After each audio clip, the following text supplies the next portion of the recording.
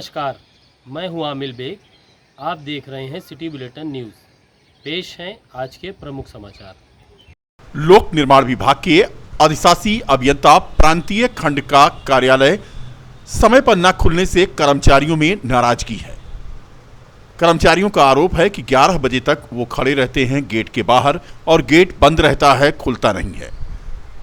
Gate के बाहर खड़े रह करके कर्मचारी परेशान होते हैं। आज कर्मचारियों ने गेट न खुलने पर हंगामा कर दिया और इसका एक वीडियो वायरल हुआ जिसकी पुष्टि सिटी बुलेटिन नहीं करता।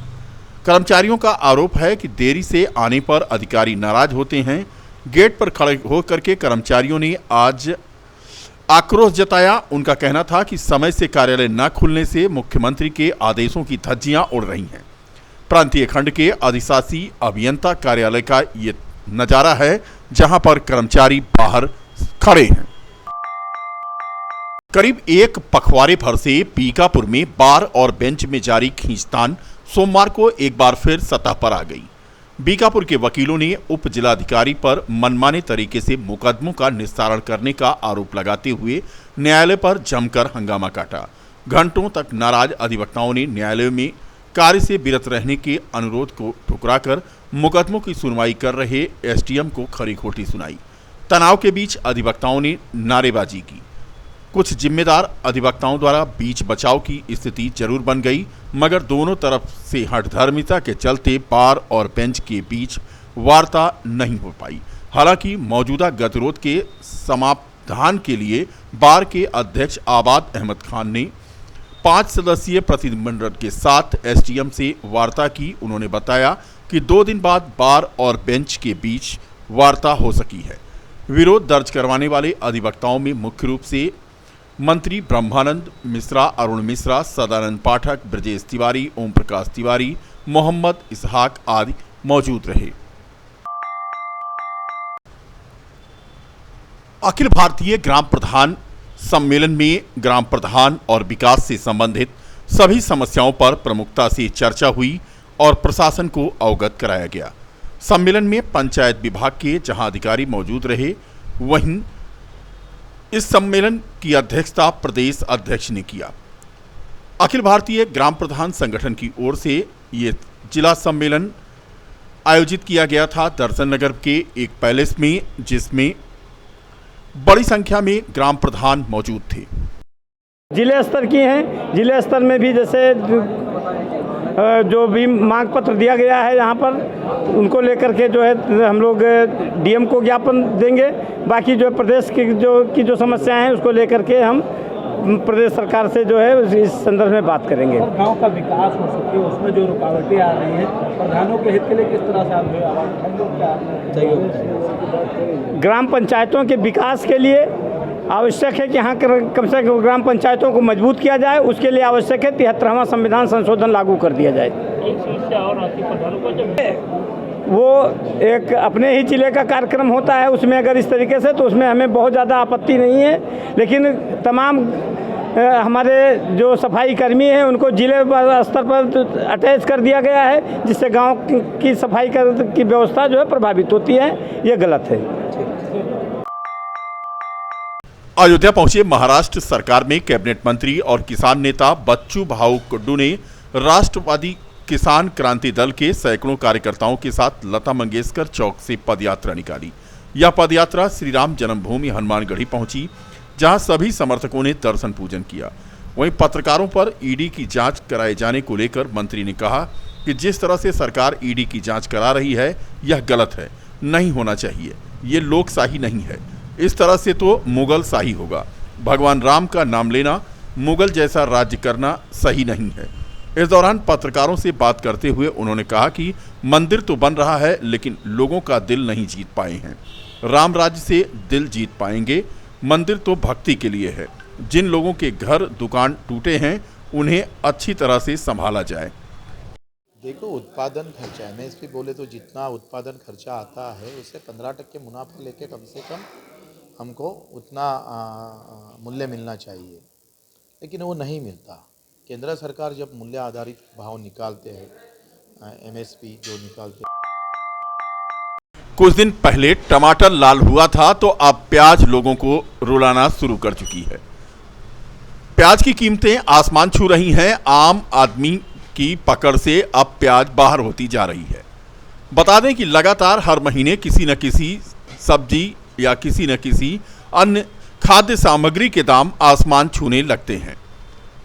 प्याज रुलाना शुरू कर दी है। जानकारों की माने तो 70 रुपए किलो से 80 रुपए किलो तक प्याज बाजार में बिक रही है। क्या रेट चल रहा है? प्याज 70 रुपए किलो है, लेकिन और कोई ज़्यादा लेगा तो 65 रुपए किलो भी मिल जाएगी।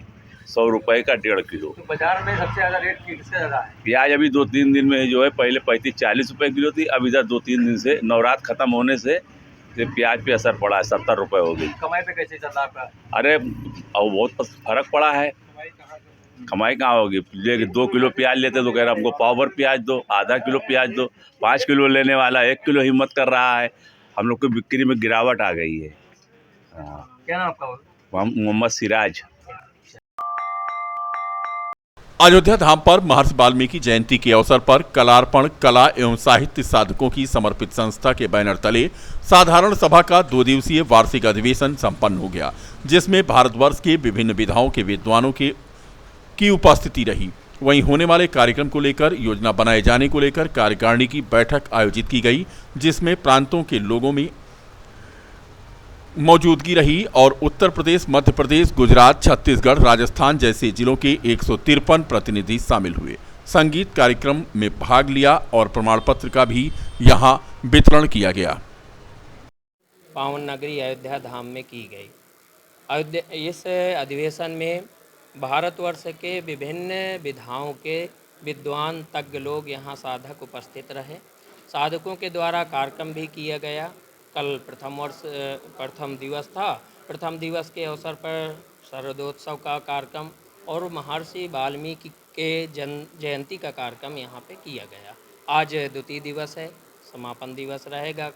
यह योजना बनाते हैं कि वर्ष भर हम लोग कार्य क्या करने वाले हैं। विभिन्न विधाएं हैं, गायन, वादन, नृत्य, नाट्य, फिल्म जगत, लोक विधा, अन्य विधाओं से उत्प्रोत ऐसे योजना की वर्ष में हम आगामी क्या कार्यक्रम करने वाले हैं, उसकी कार्यकारिणी की एक ये बैठक है।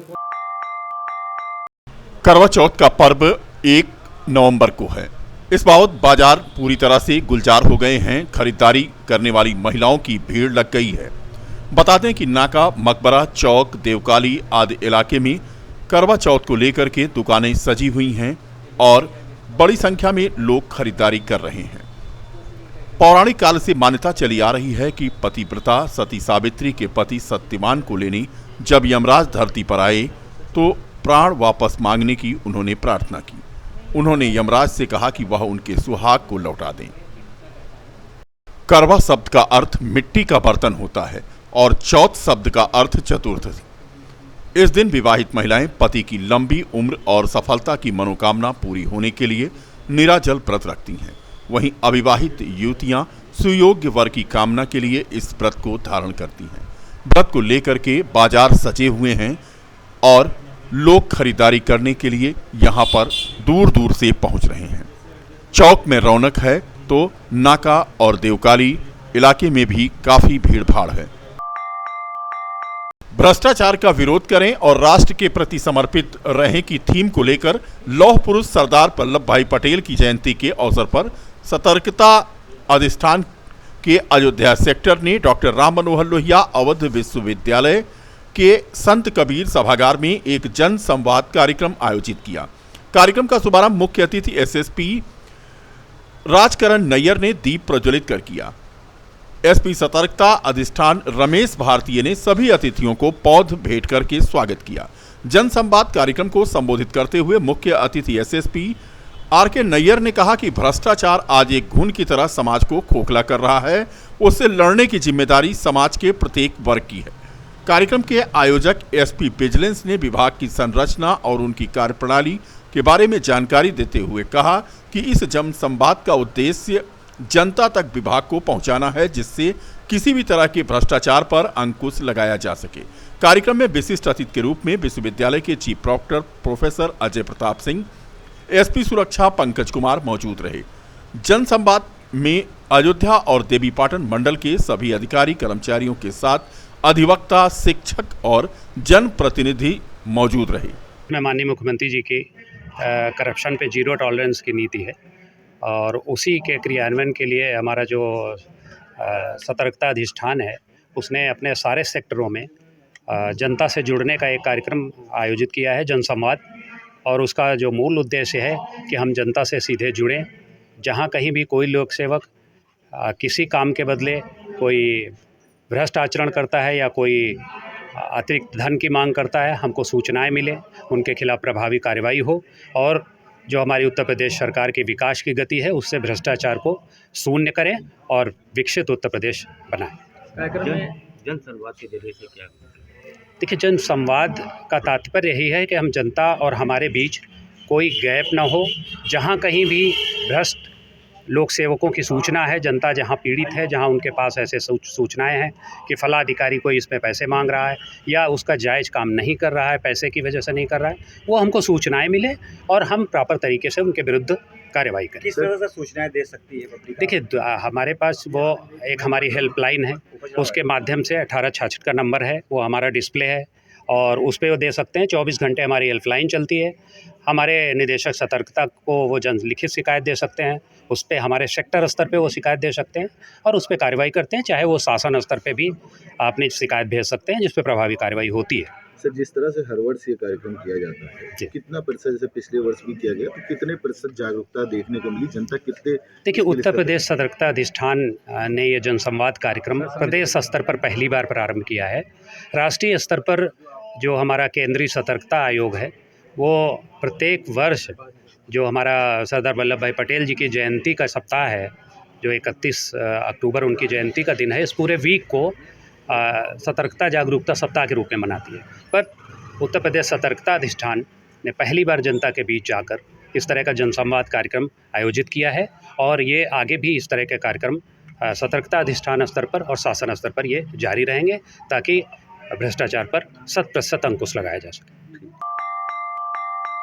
नवरात्रि के बाद आयोजित होने वाले भंडारों के क्रम में शीतला माता धाम गणेश नगर मकबरा पे भंडारे का आयोजन किया गया। शुभारंभ दीप प्रज्वलन के साथ हुआ। इस मौके पर क्षेत्रीय लोगों ने यहां पहुंच करके प्रसाद ग्रहण किया। महंत जयप्रकाश दास ने बताया कि प्रत्येक वर्ष नवरात्रि के बाद भंडारे का आयोजन माता शीतला धाम पर होता है। इसी कड़ी में आज यहां पर भंडारे का आयोजन हुआ है। लोग यहां पहुंच करके भंडारे का प्रसाद ग्रहण कर रहे हैं।